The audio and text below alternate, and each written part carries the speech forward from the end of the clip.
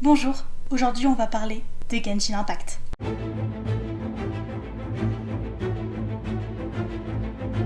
Donc sur ma chaîne on est habitué au format iceberg, c'est-à-dire de décortiquer un sujet du plus connu au moins connu. J'en ai déjà fait un sur Jurassic Park, Narnia et My Chemical Romance, je me devais d'en faire un sur Genshin Impact. C'est un jeu qui est sorti le 28 septembre 2020 et personnellement, voilà, j'ai commencé à jouer le 1er août 2021, donc un peu moins d'un an après.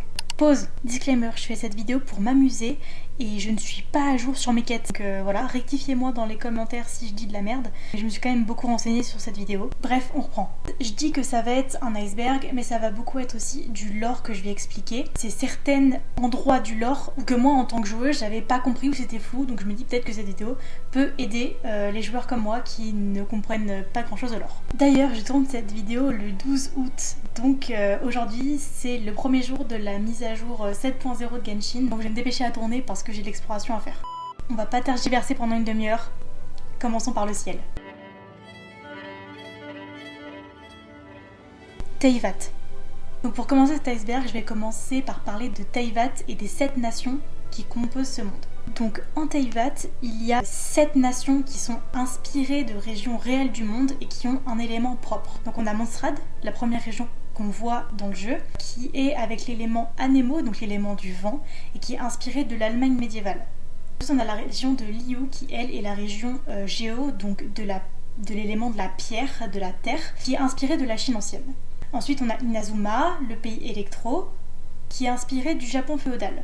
Ensuite, Sumeru, avec l'élément Dendro, qui est l'élément des plantes, et qui est inspiré de l'Inde et du Moyen-Orient. Fontaine, qui est pays hydro et qui est inspiré par la France et l'Europe de la Renaissance. Ensuite, on a Natlan, le pays pyro, qui est inspiré des cultures précolombiennes et d'Afrique de l'Ouest.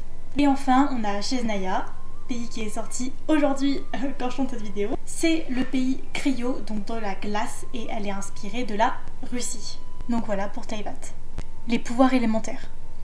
Alors ce sujet est très fortement lié à Teyvat, puisque je vous ai dit que les régions étaient liées à un élément, et certaines personnes sont porteurs d'œils divins, j'en reparlerai plus tard, mais en gros ça ressemble à ça, et ces yeux divins prodiguent des pouvoirs aux porteurs. Les vœux et la pitié. Donc Genshin Impact c'est un jeu gacha. Les jeux gacha c'est un genre de jeu vidéo qui est basé sur les mécaniques de tirage aléatoire. Pour Genshin ça se manifeste avec la possibilité de pool des personnages. Donc il y a plusieurs types de bannières. On a la bannière d'armes et 2 bannières perso qui elles changent tous les 20 jours il me semble. Et on a la bannière permanente qui permet d'avoir toujours des vœux, même lorsque les mises à jour sont faites par exemple. Évidemment, les personnages qui sont disponibles uniquement en bannière perso ne sont pas disponibles en bannière perma. Pour ce qui est du concept de la pity, en fait, la pity, c'est combien de vœux on a fait depuis le dernier 5 étoiles. En gros. Sur Genshin, le principe se fait comme ça, c'est que tous les 10 vœux, on est garanti d'avoir un 4 étoiles. On est obligé d'avoir au moins 4 étoiles. Et tous les 90 vœux, on est obligé d'avoir un 5 étoiles. Mais dites-moi quel personnage vous voulez avoir, vous économisez vos primos, enfin bref, dites-moi ça en commentaire. Oyoverse. Pour finir le ciel, je vais parler de ce qu'il y a dans dehors du gameplay pur de Genshin Impact. A l'origine, le studio de développement de Genshin s'appelait MiHoYo, et c'est un studio qui est chinois. Maintenant, il s'appelle Oyoverse, qui est juste une marque internationale de MiHoYo. Alors pourquoi est-ce que j'insiste sur le fait que ça soit un studio chinois ? Tout simplement parce que la Chine est un pays, disons, pas très ouvert d'esprit. Je pense que c'est pas une nouveauté pour vous, vous le savez. Et ça a amené que il y ait des censures sur le serveur chinois de Genshin Impact. Par exemple, il y a des skins qui ont dû être changés parce qu'ils étaient jugés trop provocants. Donc ça s'est vu sur plusieurs personnages, dont Rosalia, Amber, Jin et Mona. On en a fini avec le ciel, maintenant on va voir la surface. Aloy. Aloy c'est un personnage cryo, c'est une archère, et on nous l'a offert lors d'un événement Genshin en partenariat avec le jeu Horizon Zero. Si vous êtes nouveau sur le jeu, ce personnage ne vous dit peut-être rien. Et c'est normal, puisque MiHoYo l'a enlevé du catalogue pour les nouveaux joueurs. Pour les joueurs un peu plus vieux dont je fais partie, elle était disponible à partir du niveau 20. On la recevait direct dans la messagerie du jeu. Donc on a pu la voir entre le 1er septembre 2021 et le 24 novembre 2021. Je joue depuis le 1er août 2021, donc j'ai eu Aloy. Donc comme vous le voyez, elle est pas montée, j'aime pas trop ce perso. Elle a le mérite d'être là. Mais du coup, pourquoi Genshin a oublié ce perso ? On peut même pas avoir de constellation. Pour moi, si Genshin a complètement oublié Aloy, c'est que Hoyoverse regrette profondément le partenariat. Déjà parce que ça a déçu les joueurs, qu'il y ait eu un perso offert mais sans bannière, sans histoire, sans possibilité de l'augmenter. Puis on va pas se mentir, elle est pas forte quoi, enfin elle est mythe de fou quoi. Et en plus peut-être, on peut spéculer qu'il y a eu des problèmes entre les deux parties, le jeu Horizon et Genshin. Les Archons. Les Archons, ce sont les dieux de chaque région. Mais qui sont ces Archons ? Pour Monstrad, c'est Venti ou Barbatos. Pour Liu, c'est Zhongli ou Morax. Inazuma, ça va être la Shogun. Pour Sumeru, Naida. Natlan, Navika. Fontaine, Furina ou Focalor. Chesnaya, c'est la Tsarine. Et Nordkrai, c'est Colombina. Oui, je dis Nordkrai alors que c'est pas vraiment une des 7 régions, mais j'adore cette région, alors laissez-moi. Comment est-ce qu'ils sont devenus Archons ? Eh bien, il y a eu une guerre entre les Archons qui a laissé que ces 7 au pouvoir. J'en reparlerai un peu plus tard. Les Fatui. Ah là là, les Fatui. On entend parler des Monstrades. Mais c'est qui en fait ? Les Fatui viennent de Chesnaya. Ils servent la Tsarine. Donc c'est une organisation à la fois politique et militaire qui sont présents dans tout Teyvat. Et c'est une organisation qui est réputée pour avoir des pratiques agressives et à manipuler en fait pour arriver à leur fin. Évidemment, je ne peux pas parler des Fatui sans parler des exécuteurs Fatui. Ils sont 11. Donc le premier, on a Piero, Capitano, Dottore, Pantalone, Alcherino, La Signora, Scaramouche, Colombina, Pucinella, Sandrone et Tartaglia. Donc ils servent tous la Tsarine. Et cette dernière leur a donné la mission de récupérer tous les Gnosis des dieux de Teyvat. Qu'est-ce que c'est les Gnosis ? Vous verrez un peu plus tard, mais en gros, c'est l'essence de Dieu. Alors, on ne sait pas trop pourquoi la Tsarine veut ces Gnosis. On sait juste que ça a un rapport avec Celestia. Celestia. Pour cette partie de l'iceberg, je vais juste parler de concrètement Celestia. C'est quoi ? Celestia, c'est une île qui flotte dans le ciel de Teyvat. Voilà, on peut la voir de Mondstadt, etc. Beaucoup de joueurs ont essayé de l'atteindre sans grand succès. Voilà. Et on sait qu'il a un lien avec les Archons et les Gnosis. Mais pour l'instant, on n'a vraiment pas assez de réponses, alors que c'est un élément vraiment central dans le lore de Genshin, quoi. Le manga Genshin Impact. Il existe donc bien un manga Genshin Impact. Pour le trouver, vous pouvez le lire gratuitement sur le site de Hoyoverse. Donc allez le lire, franchement c'est sympa, puis ça apporte plusieurs explications sur le lore. Dedans, on y apprend plusieurs choses. Donc, il y a un prologue et plusieurs mangas qui sont disponibles. Donc, dans le prologue, on y voit la tyrannie de l'ancien Monstrad. Et on y voit donc Venti dans le rôle du libérateur de Monstrad. Et on y rencontre aussi Vanessa, qui, aidée par Venti, a mis fin à l'aristocratie et à la tyrannie de Monstrad, tout simplement. Et à la fin de sa vie, Vanessa, elle serait montée à Celestia sous la forme d'un faucon. Voilà. Pour ce qui est des mangas principaux, on y apprend beaucoup de choses sur les expériences de Dottore, sur le passé d'Iluk et Kaya. Il est en français, donc allez le lire. Franchement, c'est bien et on apprend quand même pas mal de choses. Le hacker russe. Pour finir cette entrée de l'iceberg, je vais parler du hacker russe. Donc petit disclaimer, attention à vos comptes. Il est encore en train de sévir. Surtout si vous jouez en coop. Cet individu opère surtout sur les serveurs américains et européens. Lors de sa première apparition, il utilisait KV pour détruire littéralement des éléments du monde. Donc ça pouvait être des sanctuaires, ça pouvait être des arbres quand on veut récupérer des artefacts. Enfin voilà, ça pouvait vraiment être des trucs qui nous empêchaient d'avancer dans le jeu, tout simplement. Ensuite, il est revenu malgré les signalements de la communauté et il s'amusait à faire tomber les joueurs dans le vide, à l'infini, comme ça. Ensuite, il est revenu encore une fois pour invoquer des milliers de lapins d'Ember qui explosaient tous en même temps et qui du coup faisaient crash le jeu des joueurs en fait. Et en ce moment, il est de retour et il fait apparaître des centaines d'objets dans le monde du joueur. Donc, comme vous le voyez, c'est n'importe quoi. Donc s'il vous plaît, faites attention à votre compte, sécurisez-le et surtout faites attention en coop. On en a fini pour la surface, maintenant on va parler des autres troubles. Les abysses. Ah là là, les abysses. Il y a beaucoup à dire sur les abysses. Donc les abysses, qu'est-ce que c'est ? C'est une force, une dimension qui s'oppose à l'ordre de Teyvat. Originaire de... Alors attends, excusez-moi pour ça, Khaenri'ah, je crois, c'est écrit comme ça, voilà.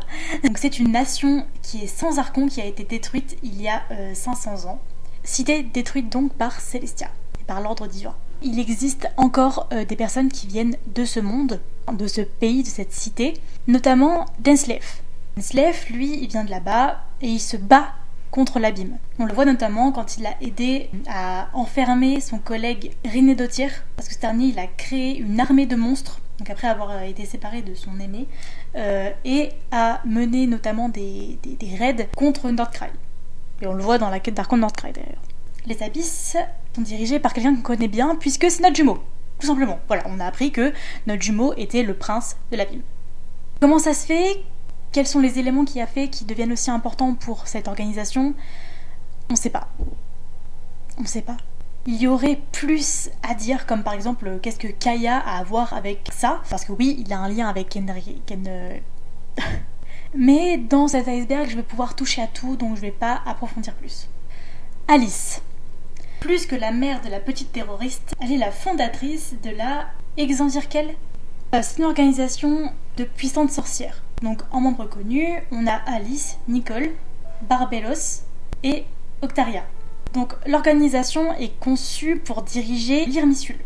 Donc c'est un arbre qui a toutes les connaissances de Teyvat. On le voit notamment dans la quête d'Archon de Sumeru. Pour en revenir à Alice, elle est connue pour être la mentor de Mona aussi. Ce qui m'intrigue le plus chez elle, c'est qu'elle est aussi la gardienne des frontières. Est-ce qu'elle protège les frontières du monde des abysses ? Est-ce qu'elle est de mèche avec Celestia ou est-ce que justement elle n'aime pas Celestia ? J'en sais rien. Je sais pas. Si vous le savez, dites-moi en commentaire, mais malgré toutes mes recherches, j'ai pas trouvé. Les humains artificiels. Ok, on va attaquer un morceau assez compliqué vu que je vais parler non pas un, non pas deux, mais bien 5 persos. Premièrement, on a Catherine.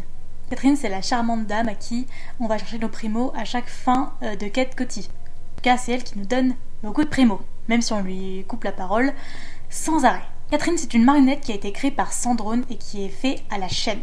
C'est pour ça qu'on a exactement la même Catherine dans tous les pays. Ce qui était d'abord une théorie a été confirmé par la quête d'Archon de Sumeru. Always respected my people's free will, so I've never actually occupied their consciousness.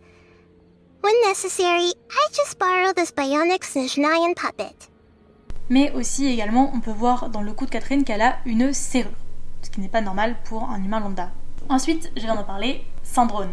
Sandrone, elle a été créée par Alan Guillotin, donc c'est un inventeur de fontaines. Elle a été créée à l'effigie de sa sœur. Donc Sandrone, ce qui la différencie, c'est qu'elle a une conscience propre et qu'elle est très intelligente. C'est pour ça que c'est le chef-d'œuvre de ce monsieur. Mais moi, il y a un truc que je trouve troublant, c'est que ce gars, il est tellement fort qu'il a réussi à faire un automate, parce que voilà, Sandrone, c'est un automate. Mais on a vu, attention spoil, dans la quête de Nordcry, quand elle est morte, même si on se comprend, elle est vraiment morte, mais bref, elle saigne. Donc on peut m'expliquer comment est-ce qu'un automate créé de toutes pièces peut saigner ? Troublant. Si vous le savez, dites-le moi, mais je suis pas sûre qu'on ait la réponse. Ensuite, on a Albedo. Albedo, il a été créé par Rinédotir, qui est aussi appelé Gold. Je vais l'appeler comme ça, c'est beaucoup plus simple. Donc ce n'est pas un humain normal, c'est un homoncule. Petit aparté, ça me rappelle beaucoup le gars russe qui essayait d'en refaire maison, qu'on a vu dans une des vidéos de Feldup.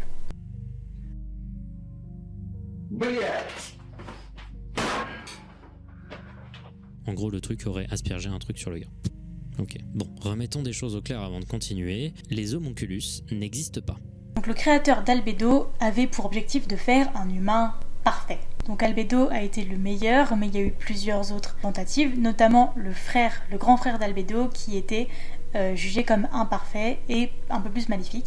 Ensuite, on a Durin, donc issu du même endroit qu'Albedo. Il n'est pas conçu comme un homme, mais comme un dragon noir. Son imperfection à lui, c'était son sang qui était maléfique. Et du coup, son sang, il a fait qu'il a tué beaucoup de personnes en pensant juste qu'il jouait avec eux. Sa perception était complètement altérée par ce mal. Donc il a été tué et son sang a été déversé sur le monde d'Ostragon. Attristé par son sort, une sorcière du clan de Alice le fait revivre sous la forme de Mini-Durin. Et lors d'un événement, Albedo lui a créé un corps de synthèse. Donc maintenant, il ressemble à ça, il est trop mignon et il est jouable. Et enfin, pour finir cette strate de l'iceberg qui est, ma foi, très longue déjà, on va parler de Scaramouche. Lui, il a été conçu par Ei, c'est-à-dire la shogun. l'Archon Electro. Elle l'a fabriqué peu de temps après le cataclysme d'il y a 500 ans. Donc il est une marionnette divine bionique, donc il n'a pas besoin de nourriture et il ne vieillit pas. Mais lorsque la shogun a voulu lui transmettre son cœur divin, il a versé une larme. Elle a donc jugé beaucoup trop sensible pour porter le fardeau de porter son cœur et l'a donc endormi pour après pouvoir le laisser vivre sa vie. To betray me was a god, my creator, my mother. Valuing strength above all, she saw no worth in me and I was discarded. Et finalement, la version la plus aboutie de Scaramouche, c'est la shogun, qui est en fait une marionnette de Ei. Les descendeurs. Les descendeurs, encore quelque chose que j'ai entendu dans les dernières quêtes de Genshin et que j'avais pas du tout compris ce que c'était. Donc les descendeurs, ce sont les individus qui peuvent aller au-delà des lois de Teyvat. Le voyageur ou la voyageuse est le 4e descendeur, 4e sur 4. Comme preuve que c'est un descendeur, c'est que Vermissul, qui est donc cet arbre à Sumeru, qui détient toutes les valeurs des lignes énergétiques et donc toutes les connaissances en Teyvat, n'ont pas d'informations sur... Comme je l'ai évoqué, il y a 4 descendeurs connus. Donc le premier, c'est l'ordre divin, ou Phanes. On va en parler un peu plus tard. Le deuxième est inconnu, on ne connaît pas du tout. Le troisième, il est mort. Tout ce qu'on sait, c'est que son corps a permis de fabriquer les Gnosis. Et donc enfin, le quatrième, c'est nous. Ce qui est important à savoir pour être descendeurs, c'est qu'ils ne sont pas originaires de Teyvat. Ils viennent d'un autre monde. Les Gnosis sont des pièces d'échecs. Alors pour cette partie, je me suis énormément aidée d'une vidéo YouTube, un short de Ainao. Je mettrai sa chaîne juste là, voilà. Donc c'est une théorie qui commence déjà par dire que les Gnosis, de leur design, ressemblent énormément à certaines pièces d'échecs. Par exemple, le Gnosis de Venti, donc le Gnosis Anemo, ressemble au design de la dame, alors que celui de Zhongli ressemble à une tour. De là, les fans ont construit cette théorie grâce à l'écran de chargement. Donc à l'écran de chargement, on voit qu'il y a dans l'ordre tous les éléments qu'ils ont liés à des pièces d'échecs. Comme vous le voyez, il manque un élément pour la deuxième tour. Est-ce que ça voudrait dire que Genshin nous a caché l'existence d'un élément ? Qu'il n'y en aurait pas que 7, mais qu'il y en aurait plus ? Là, on peut théoriser beaucoup de choses. Est-ce que c'est le pouvoir originel du voyageur, qu'on ne connaît pas ? Est-ce que c'est le pouvoir de l'abysse, détenu notamment par Denslave ou Durin ? On ne sait pas. Alors, apparemment, aux échecs, le pion, dont on n'a pas encore parlé, peut prendre la valeur de n'importe quelle autre pièce si elle arrive de l'autre côté de l'échiquier. Je sais pas, j'y connais rien aux échecs, mais c'est ce qui est dit dans la vidéo. Et le voyageur a le pouvoir de raisonner avec tous les éléments. Vous voyez le lien maintenant ? Que toutes les pièces d'échecs représentent un élément, que du coup le voyageur puisse prendre les éléments, donc le voyageur serait le pion. Je trouve ça fou que les gens vont loin à ce point. Diluc est banni de Shez Naya. Pour finir les eaux troubles, je vais parler de Diluc qui est banni de Shez Naya, dans le lore en tout cas. Donc pourquoi est-ce que Diluc est banni ? Après la mort de son père, qu'on voit notamment dans le manga, il voulait trouver la vérité derrière tout ça, derrière cet événement. Il a donc enquêté sur les fausses visions et il a mené une guerre solo contre les Fatui. Durant cette guerre, il a notamment détruit des postes de Fatui et a donc attiré l'attention de la tsarine et des Fatui. Donc pour que ça stoppe, et à cause de son hostilité visible envers eux, la tsarine l'a complètement banni de son territoire. Alors, est-ce que in-game, Diluc est banni ? Bah je sais pas, j'ai pas essayé, mais la Lucie du montage va vous le dire. Maintenant on va passer aux profondeurs. Le faux ciel. Le ciel de Teyvat est faux. C'est une simple illusion. Donc ça s'est confirmé avec la quête Archon de Nordcrae, quand on a vu le ciel se fissurer littéralement pour accueillir la vraie lune. Selon Dotoré, le faux ciel est le secret caché par l'Immersul concernant la vérité de ce monde. Rien que ça. Il aurait été fait par l'ordre divin, donc Phanes. Pourquoi faire ça ? On ne sait pas. Peut-être parce que les descendeurs, comme le voyageur, représentaient un réel danger. Phanes. Qui est-elle ? J'en parle depuis un moment. Qui c'est ? Phanes, c'est une entité qui est décrite androgyne avec des ailes et une couronne. Et elle est l'entité qui a créé Teyvat. Rien que ça. Phanès est très liée à son homonyme de la mythologie grecque. Dans la mythologie grecque, c'est le dieu primordial de la création. Donc elle est née d'un œuf primordial fait par Nyx, donc la déesse du chaos. Cet œuf a été brisé par Chronos, donc le dieu du temps, et sa femme Anaté, la représentation physique du destin. Et de cet œuf est créé le ciel et la terre. Pour en revenir aux Phanès de Teyvat, cette dernière a créé 4 nuances d'elle-même. Donc on a Asmodée, celle de l'espace, qu'on a notamment vue dès le début du jeu, c'est elle qui nous sépare de notre frère. Ensuite on a Istaror, qui est la néance du temps. On a Ranova, celle de la mort. Et enfin on a Naberius, celle de la vie. Phanès a créé les Gnosis et gouverne les archons. Tout cela pour protéger les lois qu'il a instaurées à Teyvat. Encore une fois, il y aurait tellement plus à dire sur Phanès, mais ça fait déjà presque 1 heure que je tourne et j'ai encore quelques sujets à vous présenter. Les constellations. On va arriver dans l'avant-dernier sujet de cet iceberg. Les constellations. Oui, je parle bien des constellations des personnages. Vous croyez que c'est que du marketing pour qu'on dépense toujours plus de primogèmes et de cristaux primaires pour maxer les personnages C6 ?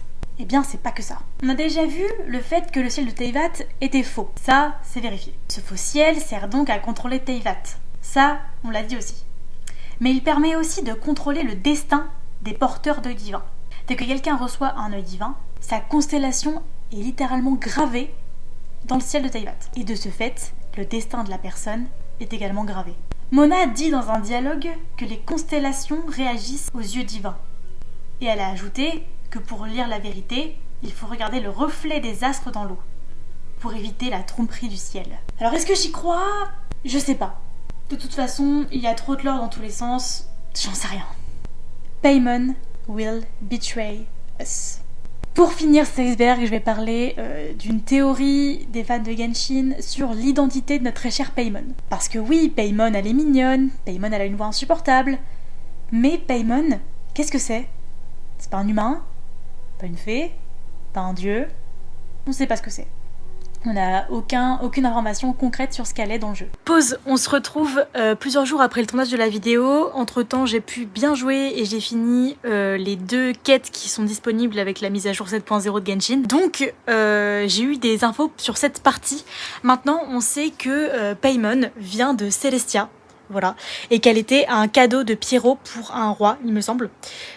Donc voilà, on sait que c'est un personnage qui vient de Celestia, donc elle est sûrement liée à Phanès et à ses ombres. Voilà, du coup cette partie de la vidéo est un petit peu obsolète, j'en suis désolée. Donc les fans ont naturellement dit que peut-être Paimon pourrait nous trahir. Il y a plusieurs indices pour cette théorie, notamment le design du personnage. Paimon porte des motifs qui rappellent Celestia. Perso, je trouve cette théorie qui est un peu tirée par les cheveux. Surtout qu'on a vu dans les dernières quêtes d'Archon que quand même Paimon elle est très attachée à nous et que elle est très inquiète quand on n'est pas avec elle. D'ailleurs ça arrive de plus en plus. Donc si c'est elle qui nous trahit après, franchement ce serait vraiment dégueulasse. Ensuite, bon là entre vous et moi, il y a peut-être beaucoup de personnes qui sont déjà parties. Est-ce que c'est la fin de Genshin, vu que Shetnaya vient de sortir ? Je pense pas.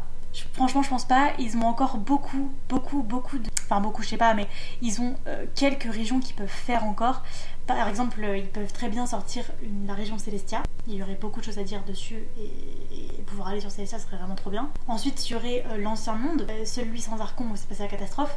Enfin bref, ils ont vraiment beaucoup de choses pour faire perdurer Genshin et pour notre plus gros plaisir. Voilà, c'est la fin de cette vidéo. J'espère qu'elle vous a plu. Je sais que j'ai pas assez approfondi sur certaines choses, mais j'espère quand même avoir pu éclaircir des points de lore qui étaient compliqués pour vous, parce que c'est le cas pour moi. Avant de faire ces recherches sur ces vidéos, je ne savais pas qui était Phanès, je ne savais pas qui était Asmodée, je ne savais pas ce qui était un descendeur, enfin bref, j'en ai appris beaucoup en faisant les recherches, donc j'espère que vous avez aussi appris beaucoup de choses. Évidemment, n'hésitez pas à me corriger dans les commentaires si j'ai dit de la merde, parce que c'est possible. Donc sur ce, je vais aller faire les deux premiers actes de la quête de Shetnaya qui est sortie, et à la prochaine.